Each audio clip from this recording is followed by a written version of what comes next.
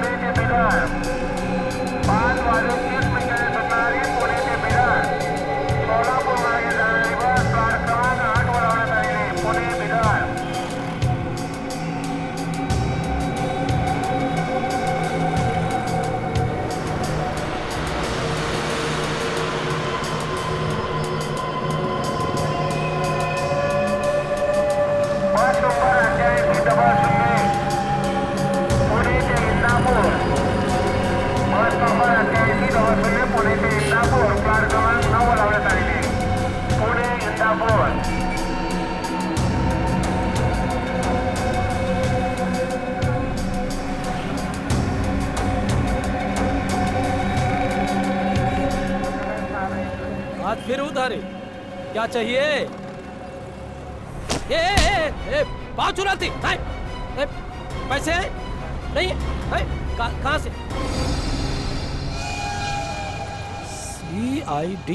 CID HELP help.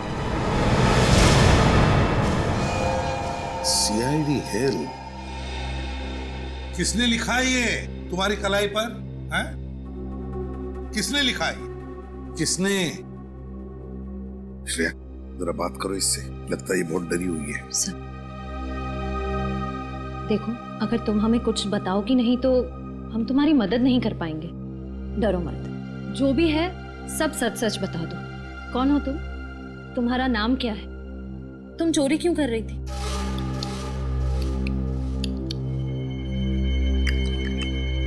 Sir ये कौन सी भाषा है? ओह सर ये तो अफ्रीकन भाषा है। चुप रहो।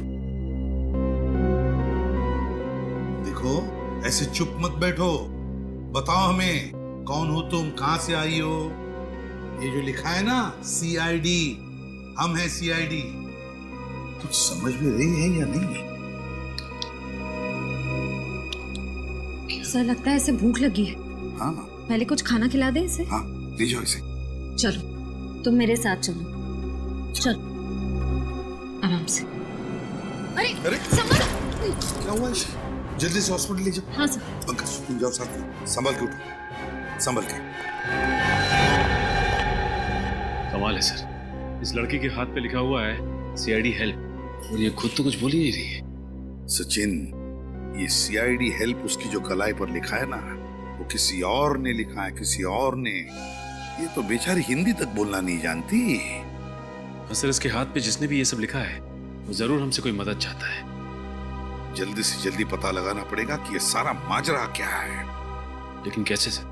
एक काम करते हैं, जिस बस स्टॉप पर ये लड़की इस दुकानदार से मिली थी उसी बस स्टॉप से पूछताछ शुरू करते हैं।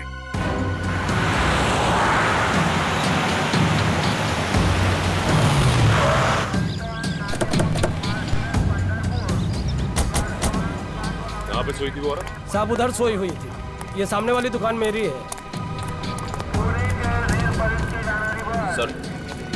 सर हो सकता है उस औरत को किसी ने इस बस स्टैंड पे लाके छोड़ दिया। हो सकता है। उन पैसेंजर से पूछो जो रात को यहाँ पे सोए हुए, उनमें से जरूर किसी न किसी ने उस औरत को देखा होगा यहाँ। सर आपने इसको देखा है कहीं?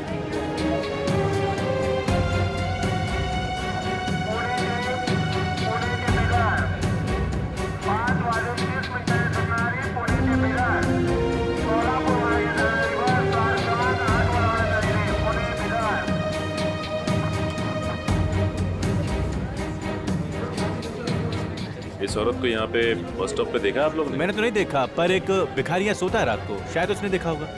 बताओ कहाँ है? आइए सर, यही है वो आदमी। तो भाई साहब, इस औरत को आपने यहाँ पे बस स्टॉप पे देखा था क्या? हाँ देखा ना साहब, इधर ही जमीन पे लेटी थी।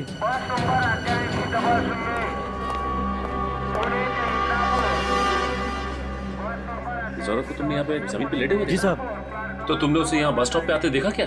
साहब वो अपने आप थोड़ी ही आई थी, उसको तो लाया गया था। साहब साहब बताओ बात क्या जानते हो उसके बारे में? साहब रात करीब 2 बजे जीप में 2 लोग इसको लेकर यहाँ आए थे और इसको छोड़कर यहाँ से चले गए। वो औरत चीखी चिल्लाई नहीं? नहीं साहब, शायद बेहोश थी या हो सकता है वो नींद में हो। तुमने गाड़ी का नंबर नोट किया? कुछ याद है तुम्हें? साहब बहुत अंधेरा था। ये सब तुम्हें अजीब नहीं लगा? तुम उस औरत की मदद कर सकते थे। मैं किस किस की मदद करूं? ऐसा तो पहले भी हो चुका है। मतलब? इससे पहले भी 2 बार ऐसा हो चुका है। कुछ लोग औरत को लेकर यहाँ आते थे और छोड़कर चले जाते थे। मैं खुद की मदद नहीं कर सकता साहब, तो उसकी क्या मदद करेगा? इसका मतलब इससे पहले भी 2 औरतें उस दरिंदे का शिकार हो चुकी हैं। लेकिन सर अभी तक हमारे पास उन दोनों औरतों के गायब होने की जानकारी नहीं है। हाँ, क्योंकि उन दोनों के हाथ पे CID हेल्प नहीं लिखा हुआ था। सर अब क्या करें? उस औरत के होश में आने का इंतजार। सालून के साहब उस औरत के साथ में ही हॉस्पिटल में जहाँ पे उसका इलाज चल रहा है। अब इस केस की तह तक सालून के साहब ही पहुंचा सकते हैं। अब कैसी तबीयत है इसकी? पहले से बेहतर है बॉस। और क्या बता सकता है इसके बारे में? बस 2 बातें पता चली हैं। एक तो ये कि इसके खून में हमें एक ऐसी दवाई मिली है जिसकी वजह से ये अपनी याददाश्त खो बैठी है। सर इसीलिए इससे अपना नाम नहीं याद आ रहा था। ये कौन है, कहां से आई है, इसके साथ क्या हुआ है, इसे कुछ पता नहीं। इस औरत की पूरी तरह से याददाश्त चली गई है, तो फिर ये औरत जरूर कुछ न कुछ तो जानती है। कोई ऐसा राज जो कोई नहीं चाहता उसका पर्दाफाश हो। पर हम उस राज का पता तो लगा ही लेंगे, और किसका राज है ये भी पता लगा लेंगे। और दूसरी बात ये बॉस कि इसके पेट की सर्जरी की गई है। इसका पेट काटा गया है और लगभग 25-30 घंटे पहले ही वापस से टांके लगाकर पेट सिला गया है, वो भी सस्ते वाले नायलॉन धागे से। पेट को काटा है तो कहीं इसका कोई ऑर्गन तो नहीं निकाल लिया? इसके किसी अंग की चोरी नहीं हुई है। तो फिर क्या हो सकता है? क्यों काटा होगा इसका पेट? ये बात अभी पता नहीं लगी है। सर इस औरत को तो कुछ याद ही नहीं है। अगर से होश भी आ गया तो भी हमें कोई जानकारी नहीं मिल पाएगी। पता लगा लेंगे निखिल, पता लगा लेंगे। वो 2 औरतें, बिल्कुल ऐसी 2 औरतें जिनको इसी हालत में छोड़ा गया था उस बस स्टॉप पर, उन 2 औरतों के बारे में पता लगा। आसपास जितने भी हॉस्पिटल्स है वहां जाकर के पूछताछ करो, पता लगा उन 2 औरतों के बारे में। कोई ना कोई सुराग तो जरूर मिल जाएगा।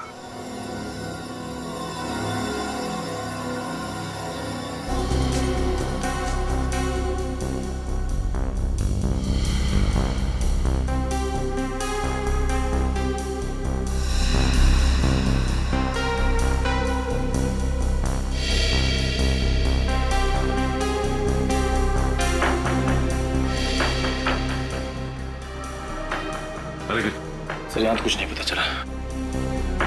एक ही हॉस्पिटल बचा हुआ है अब, सिटी हॉस्पिटल। वहां चल के देखते हैं। Sir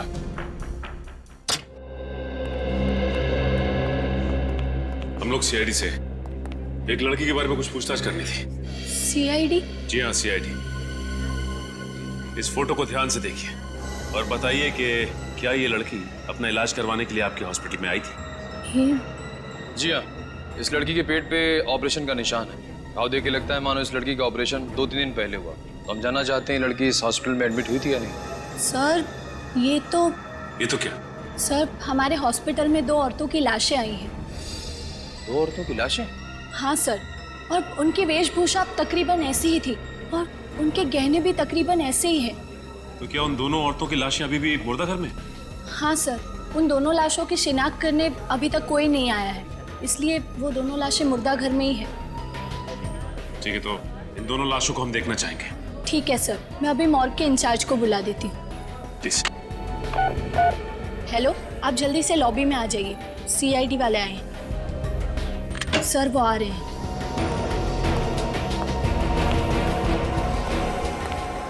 sir. जी कहिए। आपके मुर्दा घर में जो 2 औरतों की लावारिश लाशें पड़ी हैं वो देखना चाहते हैं। ठीक है, यही है उन दोनों औरतों की लाशें।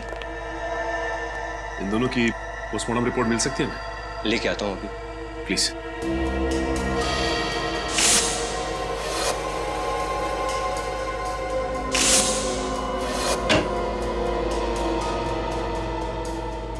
ये रही रिपोर्ट। निखिल, ये देखो, पोस्टमार्टम रिपोर्ट में लिखा गया है कि इनके पेट में जो घाव है वो ऑपरेशन की वजह से नहीं है। और जिस डॉक्टर ने पोस्टमार्टम किया है उसका भी यही कहना है कि इनका ऑपरेशन नहीं किया गया है। मतलब सर इनके शरीर से कोई भाग, कोई ऑर्गन निकाला नहीं गया। मतलब ये केस इलीगल ऑर्गन ट्रांसप्लांट का नहीं है, मामला कुछ और ही है। सर अगर इनके शरीर से कोई भाग निकाला नहीं गया है तो फिर इनका पेट काटा क्यों, वापस सिलवाया क्यों गया होगा? यही तो मैं भी सोच रहा हूँ निखिल। ये देखा तुमने, ये जो सिलाई करने के लिए धागे का इस्तेमाल किया गया है, ये देखो, ये सर्जिकल धागे बहुत ही घटिया क्वालिटी के हैं। तुम्हें याद है सालुंके साहब भी कह रहे थे कि गुड़िया के पेट पे जो टाके लगे थे उनमें भी इसी तरह के धागे का इस्तेमाल किया गया था। सर बस स्टैंड पे उस भिखारी ने बताया था कि उसने वहां पे 3 औरतों को देखा था। सर इसका मतलब? हाँ, और वो तीनों औरतें यही हैं, 2 ये और तीसरी वो गुड़िया। ये तीनों की तीनों मुंबई के बाहर से आई हैं, किसी एक ही जगह से।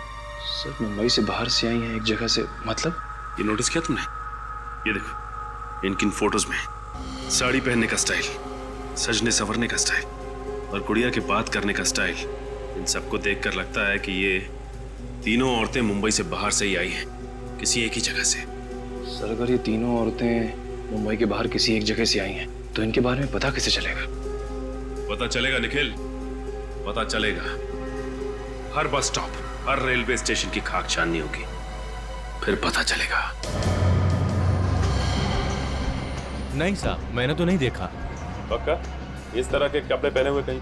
नहीं सर, यहाँ नहीं। नहीं साहब, यहाँ पर तो कभी नहीं। देखिए, इस तरह के कपड़े पहने हुए कोई भी औरत आसपास दिखाई देती है तो आप प्लीज मुझे इन्फॉर्म कीजिए। ये मेरा कार्ड है, इस पे मेरा नंबर लिखा हुआ है, फोन कीजिए प्लीज।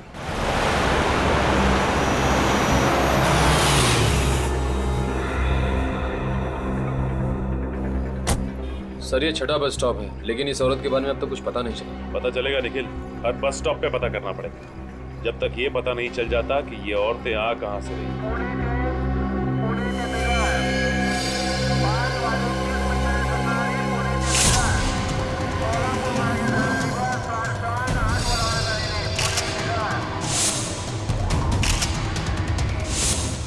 वो देखो, उस औरत ने भी ऐसे ही कपड़े पहन रखे। हाँ सर।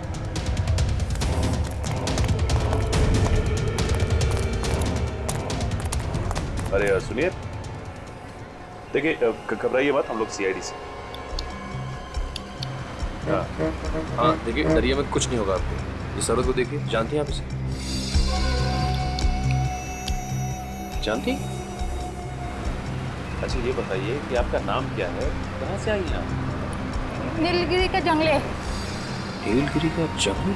हाँ, आखिर इन भोली भाली अनपढ़ औरतों को नीलगिरी के जंगल से मुंबई क्यों लाया जा रहा है, और वो भी उनका बेवजह ऑपरेशन करने के बाद?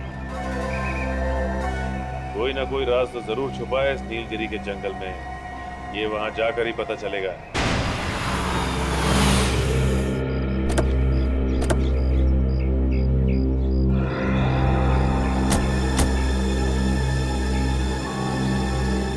अरे इन गांव वालों का स्वागत करने का तरीका बड़ा अजीब है। ये हमारा स्वागत नहीं कर रहा, बल्कि हमें देखकर नाखुश है।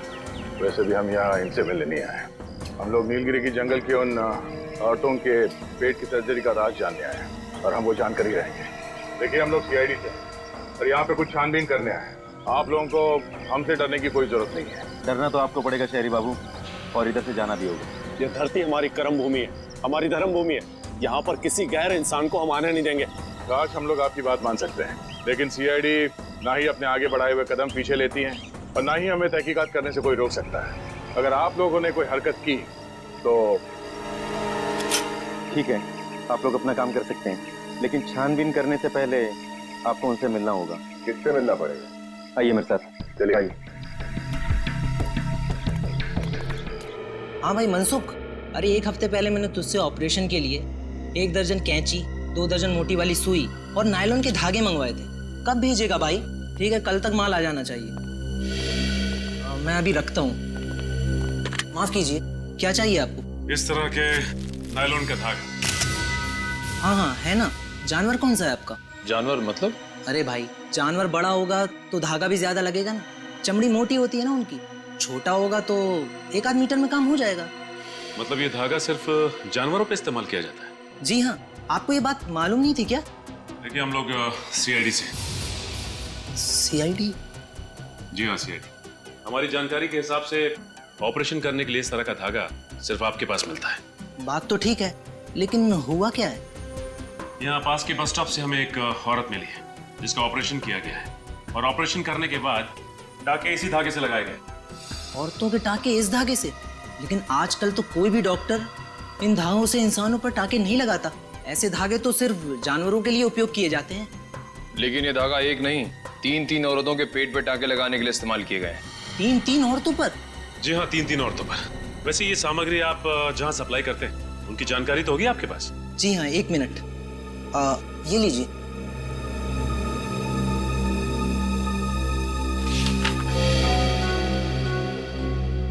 सर, ज्यादातर ऑपरेशन का सामान बड़े बड़े क्लिनिक और सरकारी हॉस्पिटल में भेजे गए। सर, ऐसे हॉस्पिटल तो कानून का पालन करते ही होंगे। हाँ वो तो ठीक है, लेकिन निखिल, लेकिन ये देखो, बहुत से दवाखाने हैं जिनका लाइसेंस नंबर नहीं लिखा गया है यहाँ पे। इसका मतलब ये डॉक्टर्स गैर कानूनी तरीके से डॉक्टरी कर रहे हैं। सर, हो सकता है सर, लेकिन इस रजिस्टर में उनका नाम है, पता नहीं है।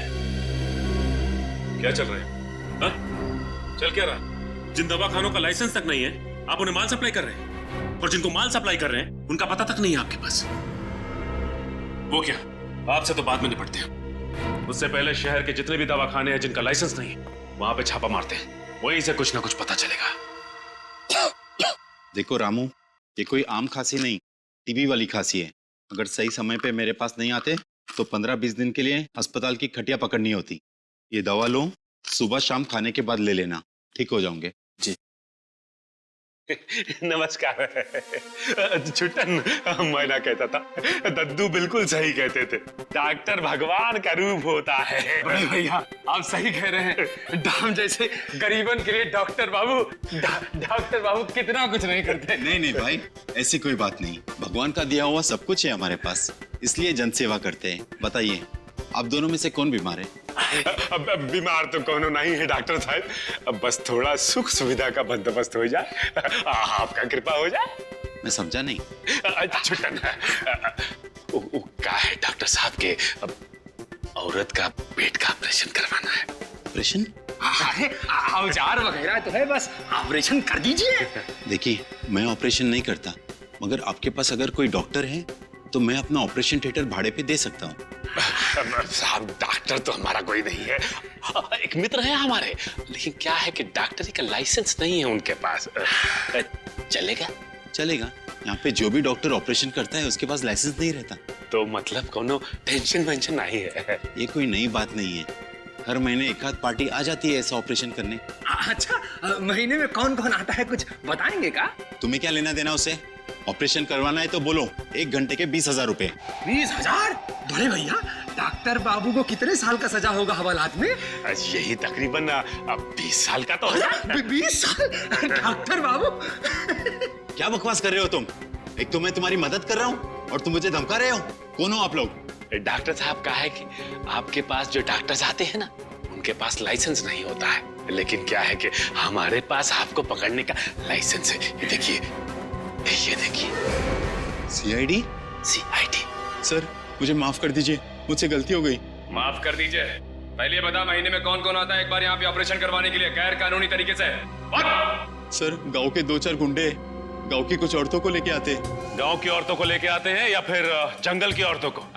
शायद जंगल में रहने वाली औरतें, लेकिन किस चीज का ऑपरेशन होता है वो मुझे नहीं मालूम। देख, सच सच बोल, झूठ मत बोल, समझा? सर मैं सच कह रहा हूँ, मैं पैसे लेके 2 घंटे के लिए बाहर चला जाता हूँ। और क्या पता है उसके बारे में? सर एक बात है, जो भी औरतें अपने ऑपरेशन करवाने के लिए आती थी वो अपनी मर्जी से आती थी। अपनी मर्जी से आते? बिना जोर जबरदस्ती के? सर ये कैसे मुमकिन हो सकता है? उन गुंडों की तस्वीर बनवानी होगी आपको। जी सर, जो भी आप कहेंगे। एक बात समझ में नहीं आ रही है, कोई भी औरत जानबूझकर अपने आप को मौत के मुंह में क्यों डालेगी? अरे क्या कर रहा है सर? वनराज भाई, ये शहरी बाबू लोग कह रहे हैं कि ये सीआईडी से हैं और यहाँ छानबीन करने आए हैं।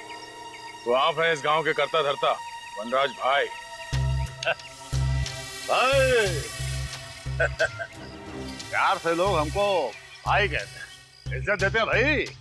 आप भी हमारे सवाल का जवाब दे दीजिए, हम भी आपको बहुत इज्जत देंगे। अब जैसा देश वैसी है। देखो, हम किसी सीआईडी वीआईडी को नहीं जानते। यहाँ हमारी हुकूमत चलती है, हमारा राज है यहाँ। तुम अगर हमसे सवाल पूछना चाहते हो तो हमारे साथ 2-2 हाथ करना पड़ेगा। अगर तुम जीते तो हम तुम्हारे एक नहीं 2-2 सवालों के जवाब देंगे। अगर हम जीते तो तुमको यहाँ से खाली हाथ जाना पड़ेगा। मंजूर? ठीक है, हो जाए 2-2 हाथ। ये क्या कह रहे हैं सर आप? देखते जाओ कैसे मजा चखाते हैं। ये लड़ेगा मेरे से चूचू का मुर्गा, ये लड़ेगा मेरे से।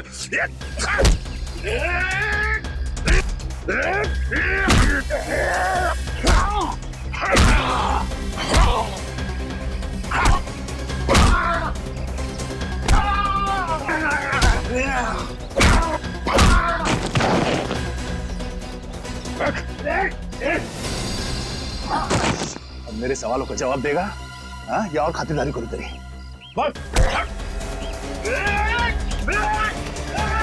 आपके जाएगा कहाँ?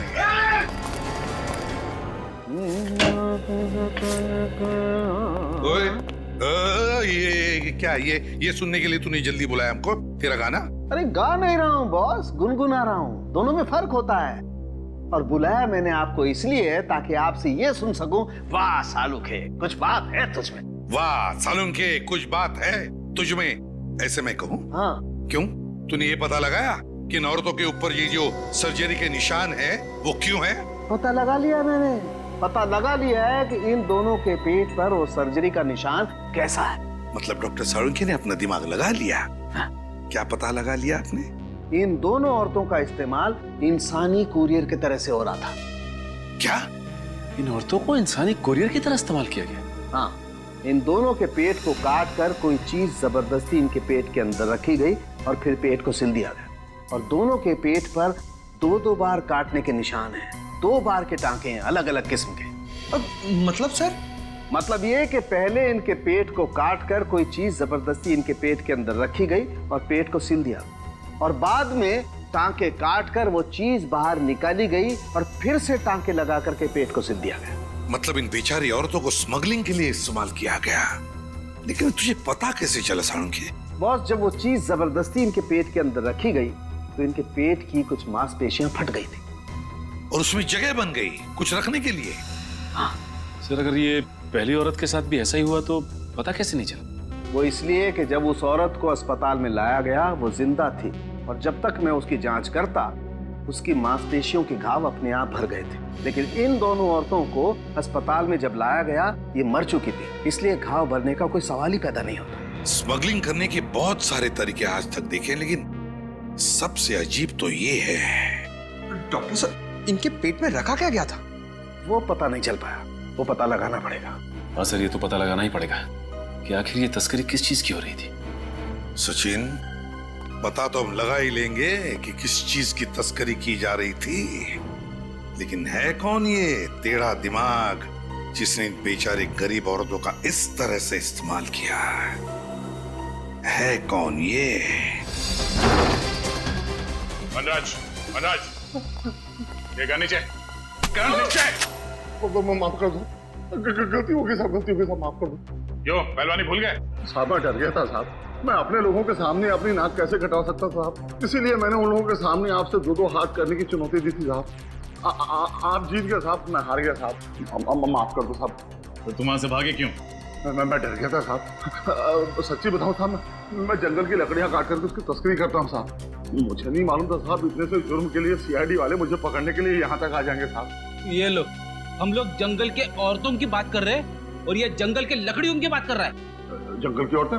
मैं कुछ समझे नहीं साहब। इसे जानते हो, ऐसी औरतों को नीलगिरी के जंगल से मुंबई लाया जाता है, इनका पेट काट के टाके लगाए जाते हैं। पेट के टाके? हाँ। मैं ऐसा कुछ नहीं जानता साहब, मैं सच बताऊं साहब, अगर हमारे गांव में कोई अनजान आदमी घुस जाता तो हम लोग उसको चेतावनी देकर के छोड़ देते हैं, लेकिन ये नीलगिरी के लोग बहुत खतरनाक लोग हैं साहब। एक बार मैंने अपने कुछ साथियों को नीलगिरी के जंगल में भेजा था कब्जा करने के लिए, पता नहीं साहब वो कहाँ गया, आसमान खा गया कि जमीन निकल गया, आज तक वापस नहीं आया था। हाँ सर, क्या स्मगलिंग? किस चीज की स्मगलिंग सर? ठीक है सर, मैं पता लगाता हूँ। ओके। एसीपी साहब का फोन था। उन औरतों का पेट काट कर उनमें कोई चीज रखी जाती थी स्मगलिंग करने के लिए। मनराज, नीलगिरी के जंगल में ऐसे कौन सी कीमती चीज है जिसकी तस्करी के लिए कोई इतनी घिनौनी हरकत करेगा? ऐसी कोई चीज है नहीं साहब, मैं इस जंगल के चप्पे चप्पे से वाकिफ हूँ साहब। अगर यहाँ ऐसी कोई चीज होती तो मैं जंगल की लकड़ी की तस्करी क्यों करता साहब? हाँ, पुरातत्व विभाग के कुछ लोग यहाँ पे आए थे, 3 साल तक उन्होंने खोजबीन की, लेकिन उनको भी कुछ नहीं मिला था। कब हुआ था ये सब? पुरातत्व विभाग वाले लोग कुछ 5 साल पहले आए थे साहब। 3 साल तक उन्होंने इस जंगल के चप्पे चप्पे को खोजा साहब, उनको कुछ नहीं मिला साहब। सर, बहुत ही अजीब बात है, जब ये जंगलवासी किसी बाहर वाले को जंगल में जिंदा ही नहीं छोड़ते थे, तब 3 सालों तक उन्होंने आर्कियोलॉजिस्ट को यहाँ काम कैसे करने दिया? उस आर्कियोलॉजिस्ट का पता लगाना होगा जिसने नीलगिरी के जंगल में इतना समय बिताया। वो इस जंगल के चप्पे चप्पे से वाकिफ है। जल्दी काम करो, जंगल की तलाशी लेने की तैयारी करो। आप जी, मैं सुष्मिता, निशिकांत की पत्नी। अच्छा, हमें निशिकांत जी से ही मिलना है। लेकिन वो तो 2 साल पहले ही गुजर गए। माफ कीजिएगा, हमें पता नहीं था। कैसे मौत हुई उनकी? अब मैं क्या बताऊं? निशिकांत नीलगिरी के जंगलों में कुछ अमूल्य वस्तु की खोज करने गए थे। 3 साल वहां पर रहे भी, पर उन्हें वहां पर कुछ नहीं मिला। पर जब लौटे तो बहुत खुश थे। इतनी मेहनत के बाद उन्हें कुछ मिला नहीं, फिर भी वो खुश थे। क्यों? क्योंकि सरकार ने उन्हें आर्कियोलॉजी के लिए नेशनल प्राइड अवार्ड देने का फैसला लिया था और उन्हें कुछ सर्टिफिकेट और मेडल भी मिलने वाले थे। पर जब वो अवार्ड फंक्शन से लौट रहे थे तब उनकी गाड़ी का एक्सीडेंट हो गया। उसमें आग लग गई और उसमें निशिकांत भी जलकर मर गए। किसी ने सोचा भी नहीं होगा कि ऐसी मौत हो जाएगी उनकी। जी, मुझे पता था और ये बात निशिकांत को भी पता थी। मैंने कई बार निशिकांत को समझाने की कोशिश की, लेकिन उन्होंने मेरी एक भी नहीं सुनी। और निशिकांत जी जानते थे कि उनकी मौत होने वाली? जी, आखिर नीलगिरी के जंगल के अभिशाप से कब तक बचे रहते वो? ये कैसी बातें कर रही हैं सुष्मिता जी? आप इतनी पढ़ी लिखी होकर आप श्राप अभिशाप ऐसी बातों पे यकीन रखती हैं? मुझे ज्ञान है, तभी तो विश्वास है। उस खौफनाक अभिशाप के मुताबिक उस जंगल वासियों के अलावा जो भी कोई उस जंगल में घुसने की कोशिश करेगा तो नीलगिरी जंगल के देवता उस पर क्रोधित हो जाएंगे और उसे कभी क्षमा नहीं करेंगे। आग की बारिश करके नीलगिरी जंगल के देवता उस पापी को जलाकर राख कर देंगे और निशिकांत की मौत भी जलने से हुई है। ये आपका अंधविश्वास है सुष्मिता जी। इस हकीकत के बारे में निशिकांत ने खुद रिसर्च करके पता लगाया था और ये आज की बात नहीं है, हजारों साल पहले की बात है।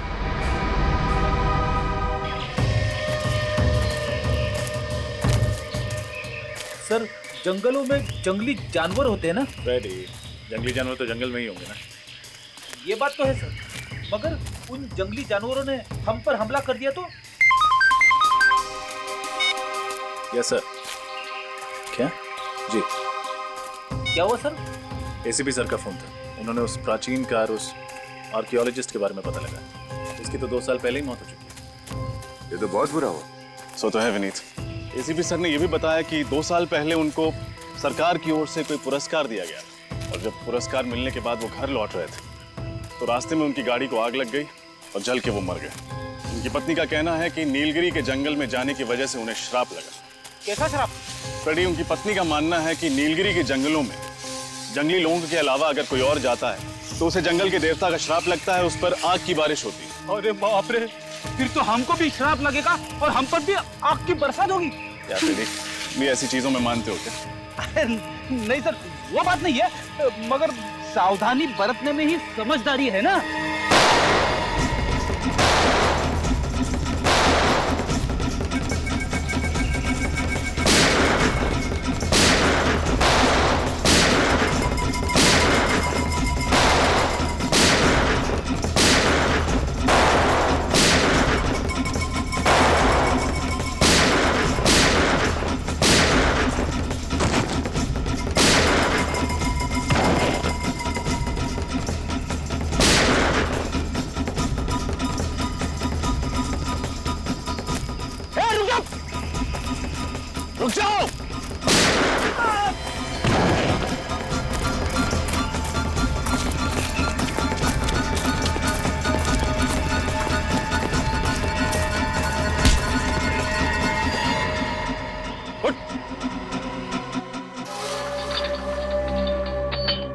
मैं आखिरी बार पूछ रहा हूँ, बता क्यों मारना चाहते थे हमें?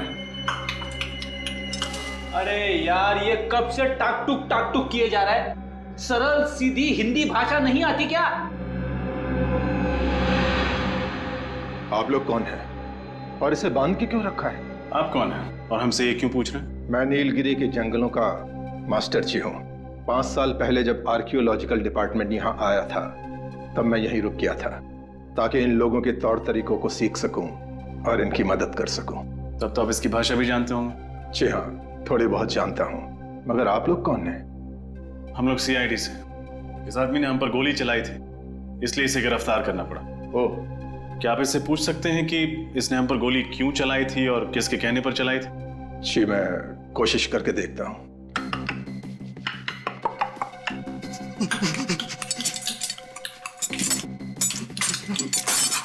ये क्या कह रहा है? मैं समझने की कोशिश कर रहा हूँ मगर ठीक से समझ नहीं पा रहा हूँ। आपको देखकर ये बिल्कुल सहम गया है। मैं इन लोगों का ख्याल रखता हूँ, बीमारी में इनकी सेवा करता हूँ, इसलिए जंगल के वासी मेरा आदर सम्मान करते हैं। इसके हाथ पर ये गोदन है, कम से कम इसका मतलब तो समझा सकते हैं आप? देखिए, जैसा कि मैंने कहा, मैं ठीक से तो नहीं जानता, कोशिश करके देखता हूँ।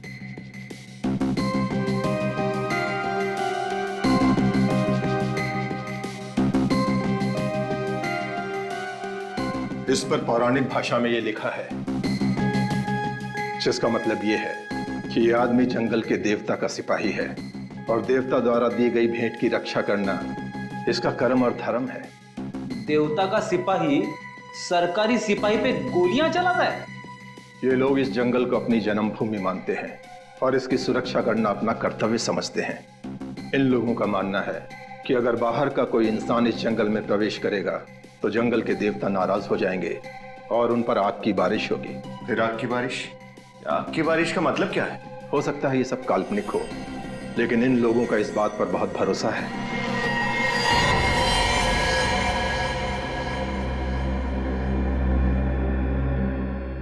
ये तो मर गया। मर गया?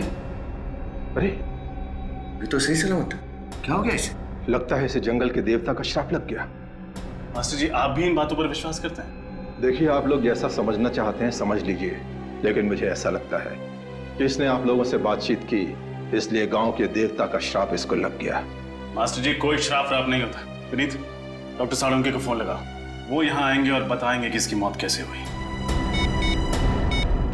May I come in, please? अरे आइए आइए, आपको कौन रोक सकता है? खुश हो गया। क्या बोला? नहीं तो कुछ नहीं।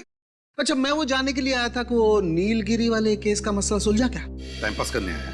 नहीं, टाइम पास नहीं यार, जो पूछ रहा हूँ बताओ ना। वो आग की बारिश वाली गुत्थी सुलझी कि नहीं? साळुंके, तू आग की बारिश की बात ही मत कर, दिमाग खराब हुआ है मालूम है? पर वो आर्कियोलॉजिस्ट की बीवी, उसके बाद वो नीलगिरी का मास्टर जी, और अब तू। यार तू भी कैसा आदमी है? ऐसे पौराणिक चीजों पर विश्वास रखता है तू? आग की बारिश? अरे विश्वास नहीं रखता बॉस, बल्कि मैं ये बताने के लिए आया हूँ कि वो आग की बारिश आखिर है क्या चीज। और तो फिर बता ना। अरे आग की बारिश तो मेरी जेब में है। ये जरा पेन ड्राइव लगाओ कंप्यूटर में। सर।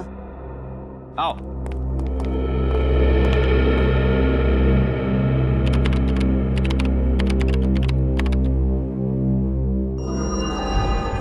ये देखो बस, ये उल्का पिंड, जिन्हें आप उल्का तारा भी कह सकते हैं। मीटियोराइट्स और कॉमेट्स।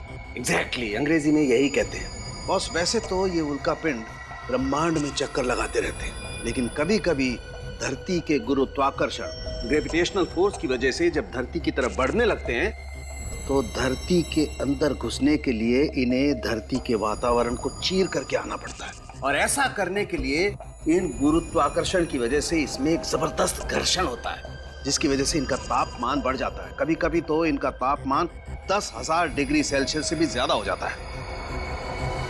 10,000 डिग्री से भी ज्यादा? तब तो ये आग के गोले बन जाते हैं, और जब ये धरती की तरफ गिरने लगते हैं तो लगता होगा आग की बारिश हो रही है।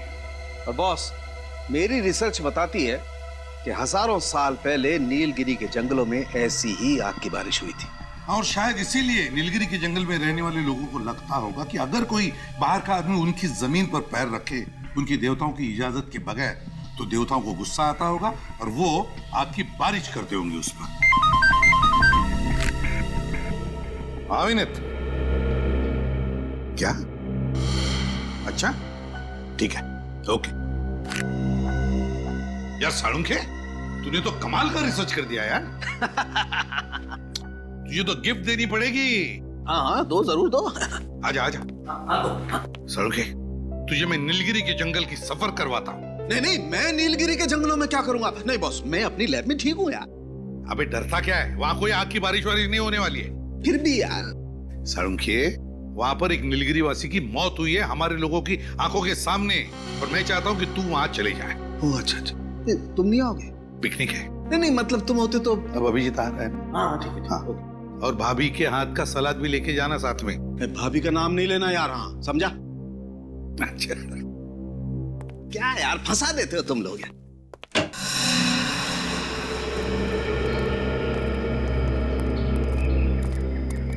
भाई साहब 3 लस्सी देना। चलिए साहब। अरे बाप रे बाप। ऐसे कई रहस्य हैं जिनके राज हम अभी तक जान नहीं पाए। आखिर ये सब कर कौन रहा है, और ये सब करने के पीछे उसका मकसद क्या है? जंगल में रहने वाले लोग बंदूकें लेके घूम रहे हैं, ये सब हथियार उनके पास आए कहाँ से? और सर ये बेचारे गांव वाले जंगल में कदम रखने से भी डर रहे हैं, इन्हें अपनी जान गंवाने का खतरा है वहाँ। आखिर ये नीलगिरी के जंगलों में चल क्या रहा है? और वो भगवान का आशीर्वाद, आखिर वो चीज क्या है जिसे ये लोग भगवान की भेंट समझते हैं? कोई बहुत ही खास, बहुत ही अनोखी वस्तु होगी जिसको इन जंगल वासियों ने कभी देखा नहीं, और कोई तो कारण है जिसकी वजह से इन जंगल वासियों को लगता है कि भगवान ने ये वस्तु खासकर उन्हीं के लिए भेजी है। और वो आदमी जिसे हमने जंगल में पकड़ा था, वो जंगल का सिपाही था। जंगल वासियों ने उसे उस खास भेंट की रक्षा के लिए तैनात किया हुआ था। मुझे लगता है ये जंगल वाले अनपढ़ हैं, नासमझ हैं। जरूर कोई आदमी है जो इनके दिमाग में चीजें डाल रहा है, लेकिन कौन? सर मुझे लगता है सब जानने के लिए हमें जंगल में छापा मारना चाहिए। हमें अपनी पूरी ताकत और पूरी तैयारी के साथ जंगल में जाना ही होगा। हाँ सर। मेरे दिमाग में भी यही बात चल रही है विनीत। जब तक हम उस जंगल की खाक नहीं छानेंगे तब तक ये राज राज ही रहेगा। लेकिन मुझे चिंता है जंगल में रहने वाले औरतों की, बच्चों की। छापा मारते वक्त कहीं उन्हें कुछ ना हो जाए। लो, आपको दे दो। कर दिया सत्यानाश। अब ये दही के पैसे कौन भरेगा?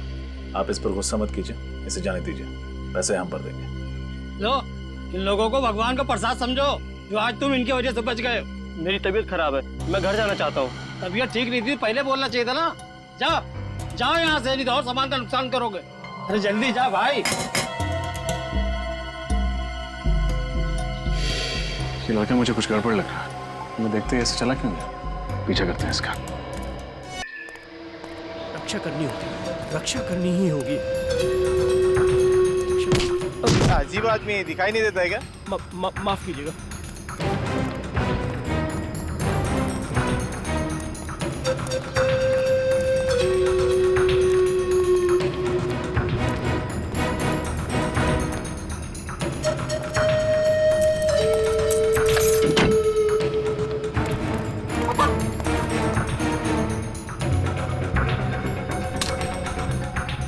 सुरक्षित है, भगवान की धरोहर सुरक्षित है। मगर कब तक? शहर के लोग इसे ढूंढते हुए यहाँ तक आ गए। तो ये है भगवान का उपहार, लो हमें दे दो। नहीं, कभी नहीं। तुम सब लालची हो, राक्षस हो। हमारे देवता के आशीर्वाद को हमसे छीनना चाहते हो। देखो चुपचाप ये बॉक्स हमारे हवाले कर दो, वरना क्या? मैं अपने प्राणों की आहुति दे दूंगा, मर जाऊंगा, लेकिन जंगल के देवता के इस उपहार को तुम शहरी लोगों के हाथों में कभी नहीं दूंगा। हम पर विश्वास करो, हम सीआईडी से, हम जंगल वासियों के दुश्मन नहीं, शुभ चिंतक है। नहीं, झूठ बोला है तुम सब। तुम शहर के लोग अभिशाप बन के आए हो हमारे लिए। देखो, हम जंगल वासियों का धरोहर नहीं छीनना चाहते, हम बस उस गुनहगार को पकड़ना चाहते हैं जो नीलगिरी के जंगल की भोली भाली औरतों को तस्करी के लिए इस्तेमाल कर रहा है। हम उस राक्षस को पकड़ना चाहते हैं। क्या तुम उन भोली भाली औरतों को नहीं बचाना चाहते? नहीं, आप लोगों का ये इरादा नहीं है। मैंने आपकी बातें सुनी है। आप इस नीलगिरी के जंगल को बर्बाद कर देना चाहते हैं, यहाँ के जीवन और यहाँ की शांति को नष्ट कर देना चाहते हैं। बात सुनो, हम जंगल को बर्बाद करने नहीं आए, हम उन दुश्मनों को पकड़ने आए हैं जो बंदूक लेके घूम रहे जंगलों में। वही असली दुश्मन है जंगल के, समझे? हाँ, हम तुम्हारे दोस्त हैं, दुश्मन नहीं। हम पर विश्वास रखो प्लीज, हम पर विश्वास रखो। मगर लाओ ये बॉक्स हमें दे दो। ठीक है साहब, आप लोग इसकी रक्षा कीजिएगा, किसी गलत हाथों में मत पड़ने दीजिएगा साहब।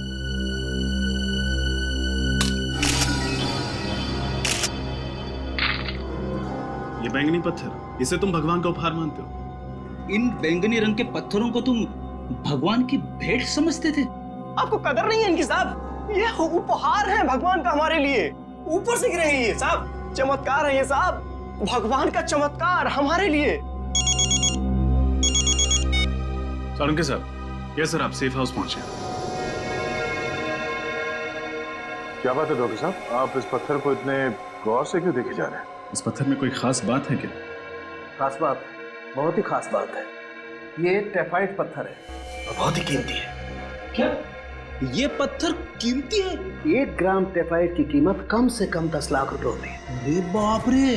और ये जो सारे पत्थर तुम लोगों को मिले हैं, इनकी कीमत कम से कम 25 से 30 करोड़ रुपए है। सर फिर तो जरूर इन्हीं अमूल्य टेफाइट पत्थरों को औरतों के पेट में छिपाकर उनकी तस्करी का रैकेट चलाया जा रहा था। हाँ, तुम बिल्कुल ठीक कह रहे हो। इन पत्थरों की ही तस्करी हो रही थी उन औरतों के जरिए। हमें ये पता करना चाहिए कि इन पत्थरों की तस्करी के पीछे किसका हाथ है। लेकिन ये पत्थर नीलगिरी के जंगलों में आए कहां से? वर्षों पहले जिस मीटियोर की वजह से आग की बारिश हुई थी, ये उसी के टुकड़े हैं जो जमीन पर गिरकर टेफाइट पत्थर में बदल गए। हमें नीलगिरी के जंगलों में एक बार फिर से जाकर के उस जमीन की अच्छी तरह से जांच करनी चाहिए। हम नीलगिरी के जंगल में जाएंगे जरूर, पर पूरी तैयारी के साथ।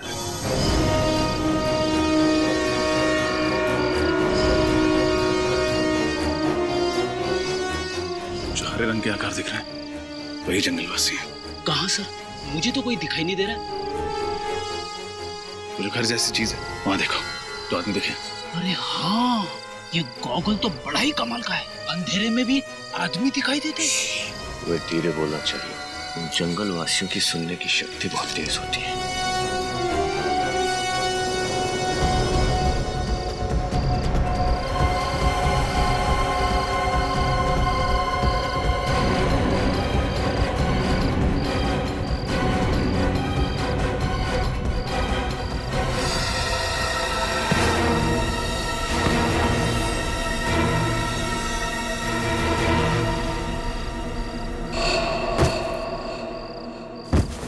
अंदर चल के देखते हैं।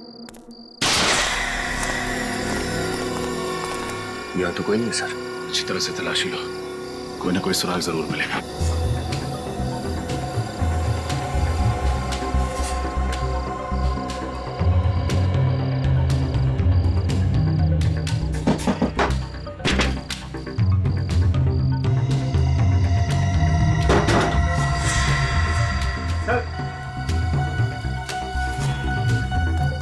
ये देखिए सर,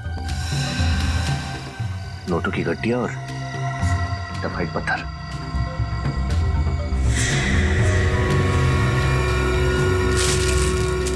इतने सारे टेफाइट के पत्थर, इनकी कीमत तो करोड़ों में होगी। ऐसा कौन हो सकता है जो नीलगिरी की अमूल्य अमानियत को चुराने की साजिश कर रहा है? लगता है कोई। अरे ये कौन है? खोलो इन्हें, गलती से जंगल में आ गए होंगे और जंगल वासियों ने इन्हें यहाँ जबरदस्ती बंदी बना के रखा होगा। पानी पानी पानी पानी पानी।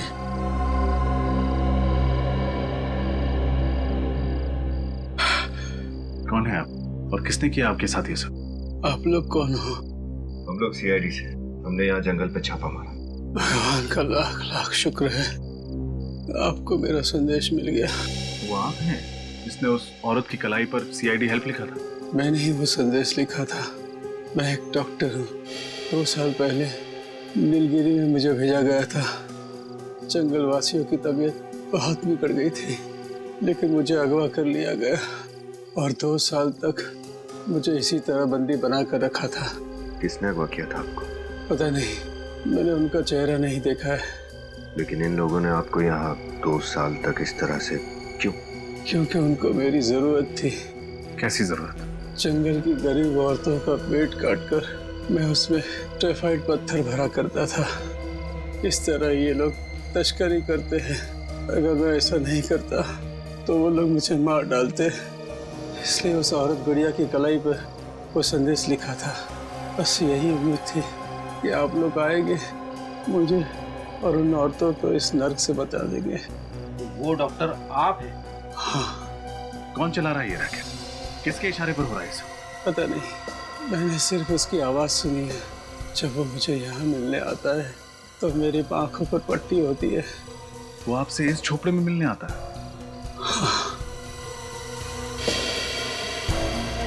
ये क्या है?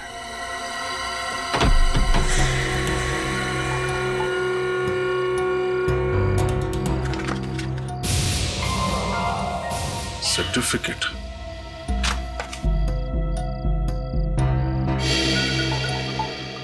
मेडल।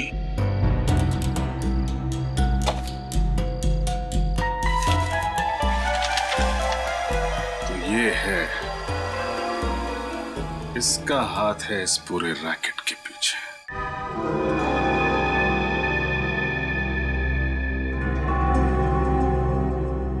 अरे डॉक्टर साहब, इतनी जल्दी भी क्या है? देख लीजिए कहीं कोई जरूरी सामान छूट तो नहीं गया। जंगल के अंदर एक झोपड़ा, झोपड़े के अंदर एक बक्सा, बक्से के अंदर एक सर्टिफिकेट, एक मेडल, और इनमें छुपा एक राज। क्यों डॉक्टर साहब? डॉक्टर साहब, बेटा मैं कोई डॉक्टर वॉक्टर नहीं हूँ। मैं तो इस गांव का गरीब मास्टर जी हूँ। मास्टर जी या फिर मास्टर माइंड?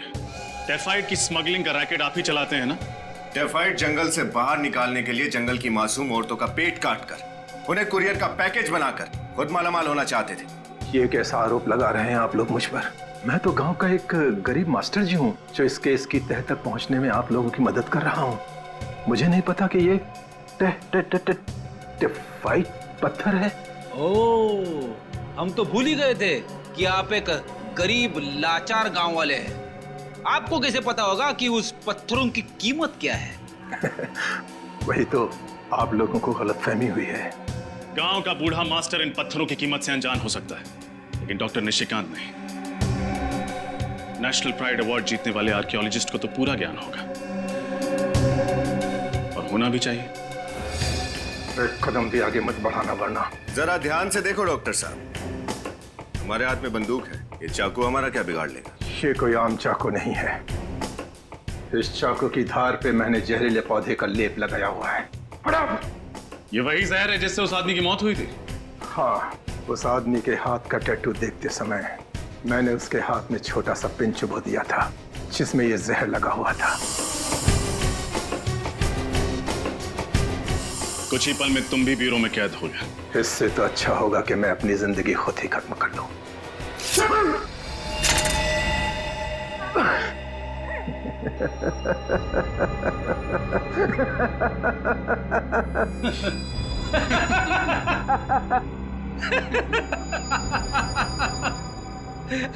कोई प्रॉब्लम नहीं है डॉक्टर साहब। हमारे डॉक्टर सालुंके साहब ने जहर को बेअसर करने की दवाई दी है, एंटीडोट।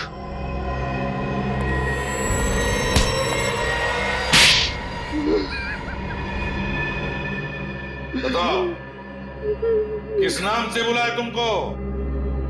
निशिकांत जी या फिर मास्टर जी? जब मैं नीलगिरी के जंगलों में प्राचीन चीजों की खोज के लिए खुदाई कर रहा था तो मुझे टेफाइड पत्थर मिला, और उसे देखते ही मेरे मन में लालच आ गया, क्योंकि मैं जानता था कि वो पत्थर बहुत कीमती और बहुमूल्य है। और फिर मैंने उस बेशकीमती पत्थर को हासिल करने का एक प्लान बनाया। अपनी ही मौत का प्लान है ना? अपनी गाड़ी में बिठा दिया किसी को और लगा दिया आग। उस गाड़ी जलने की आग में जल गया निशिकांत, और पैदा हुआ एक राक्षस, मास्टर जी। लेकिन एक बात समझ में नहीं आई कि नीलगिरी के जंगल के रहने वाले लोगों ने तुम्हें जंगल में वापस कैसे जाने दिया? खुदाई के दौरान मैं 3 साल तक वहां रहा था और मैंने उनके तौर तरीके सीख लिए थे। और जब मैं दोबारा वहां पहुंचा मास्टर जी के रूप में, तो मैंने उस बात का फायदा उठाया और उन लोगों की खूब सेवा की, जिससे वो लोग मुझ पर और ज्यादा भरोसा करने लगे थे। और उस भरोसे का गलत फायदा उठाया तुमने, टेफाइड की स्मगलिंग शुरू कर दी। लेकिन एक बात समझ में नहीं आई, स्मगलिंग करने के लिए क्या जरूरत थी? उन औरतों का पेट फाड़ने की और कोई तरीका नहीं था? हाँ, और कोई रास्ता नहीं था मेरे पास। इसलिए मैंने नीलगिरी गांव के एक सामान्य से डॉक्टर को अगवा कर लिया और गांव की औरतें जब अपने पेट के दर्द के इलाज के लिए वहां आती थी तो वो डॉक्टर उसके पेट की सर्जरी करके टाइफाइड पत्थर को उसमें छिपा देता और फिर हम उसे शहर भेज देते थे। उन औरतों के घर वाले उनके बारे में पूछते नहीं थे? मैं उन्हें समझा देता कि वो जंगल के किसी जानवर का शिकार हो गई होगी और वो लोग आसानी से मेरी बात को मान लिया करते थे।